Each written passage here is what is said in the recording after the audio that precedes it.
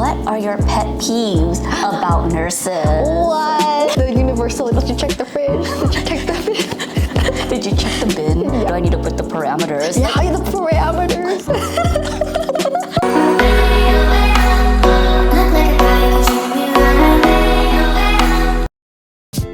Hi everyone, I was recently featured on my friend Hilary's podcast, the RN Right Now podcast, so here's a little snippet of our conversation. You tell us about yourself, Sarah, and how you became a pharmacist. Well, I completed my bachelor's at UCLA. Then I went to the enemy territory, USC, to complete my pharmacy degree. How can you do such a thing? You went from like Trojans, right, to or like Bruins to Trojans. Yeah. Still at heart, I'm still a Bruin. I'm sorry. And then I completed my pharmacy residency at a VA. And luckily, right after completing my residency, I was able to be hired on. I started off as a graveyard pharmacist. I was telling Hilary about this earlier. Now I'm a full day float. You betrayed us there too. We love the night shift.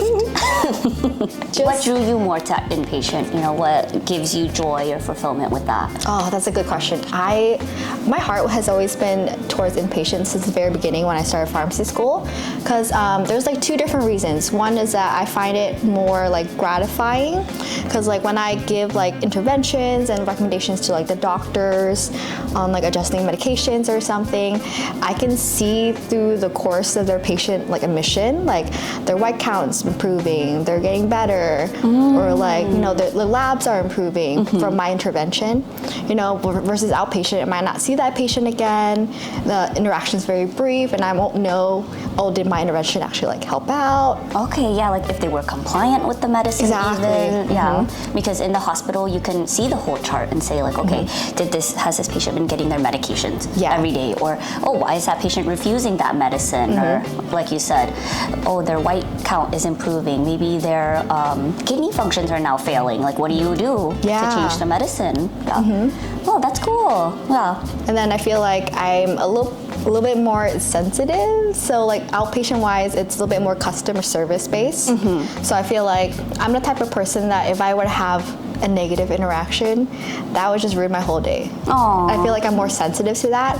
Whereas like as an inpatient pharmacist, I'm a little bit more hands off in the background, like helping the doctors, helping the nurses.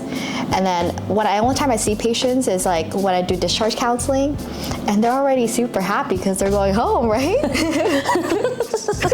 So I give you guys totally props like for nursing. You guys handle the patients, and like you have like thick skin. You can like tough it out. For me, I can't. I'm just too sensitive to that. Oh yeah, for sure. Nursing builds thick skin because all the things that patients will say to us, I'm like so unfazed now at this point in my life. I'm like, all right, moving on. I feel like there are times where like a patient said something and I'm just like shocked, and the nurse right next to me is like, what?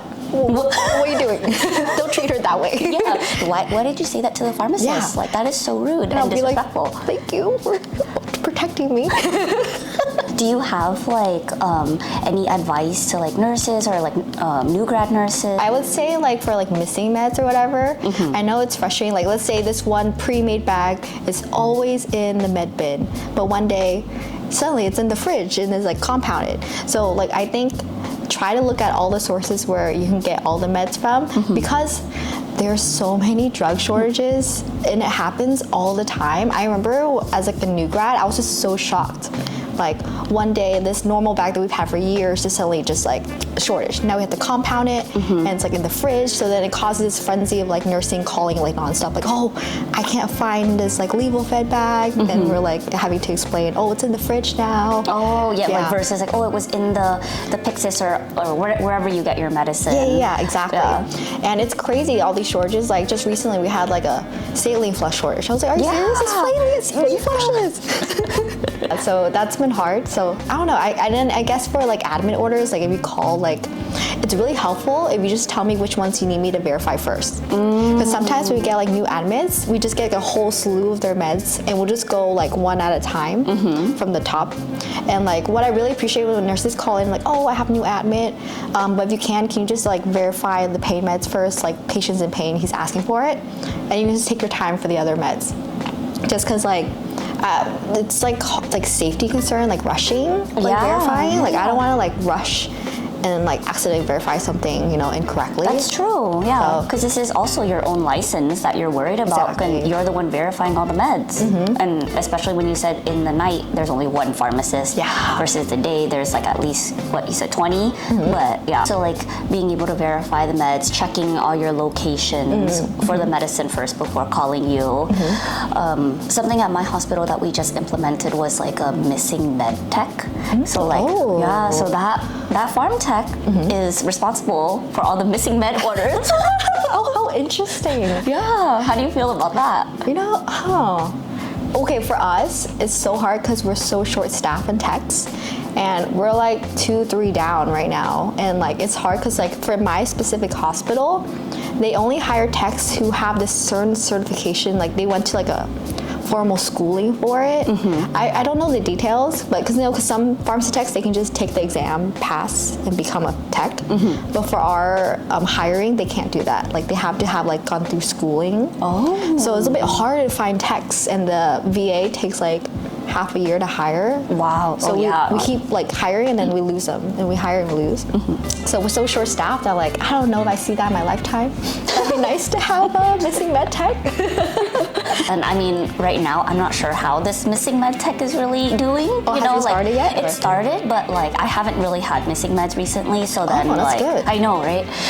So it's just kind of like, I don't know how it's really going, or how it goes for them wherever they're working. Oh yeah, for missing meds, our issue too is like patient transfers. So they'll transfer, but like their meds won't go with them. So like someone calls in and like, oh, we have missing med, and we're like, I don't know where it is. the universal, did you check the fridge? Did you check the bin? Did you check the bin? Yeah. No, but Sarah, okay, how come when like I ask them, they're like, did you check the Pyxis or Omnicell? Did you check the cassette? Did you check the fridge? You're probably did you like, of course I did. PICU? Did you check Peeves? And I'm like, yeah, I did. And then they're like, can you check again? And I'm like, why is it in here now? Yes. I don't know, the universe always does that. Who the F just snuck this in? And then they're making me look bad. That's happened so many times, and it's so funny. Like, I don't know, the universe is just trying to like cause some drama. Yeah, like make me look like I'm crazy and not doing my job. Like, of course I checked everything before I called. Yeah. I always like to exhaust all my options. Right. Because I don't like to bother too. You know, like I don't want to make that phone call.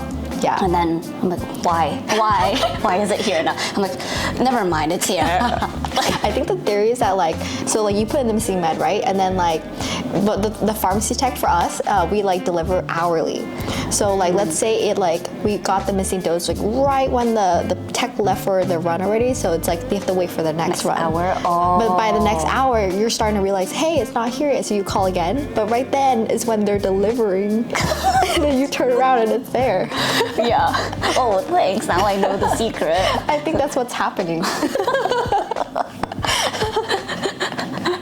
And then we'll end this episode with the juicy questions. And I ask everyone on my podcast this in the Interdisciplinary Care series, which is, what are your pet peeves about nurses? What? Oh man, pet peeve. I don't know. Right, see, so like Sarah has so much right now that she's processing it in her brain. I'm just kidding. I'm trying to think of one. Well, then that must mean all your nurses are wonderful. Yeah, I feel like they're overall like good. Pet peeve. Like something that just like annoys you and you're like, For us, we did have like a missing med issue where like the dose, let's say, is due at like 5 p.m. They put in missing dose at 2 p.m. And I'm like, dude, it's not even due yet. And they're like, yeah, I know, it's just to remind you that's gonna be due. And I'm like, that is not how it works. bruh. That's a good one. That's a good one. Because that nurse is just so like, what do you call it? Proactive. Yeah, it was like too proactive.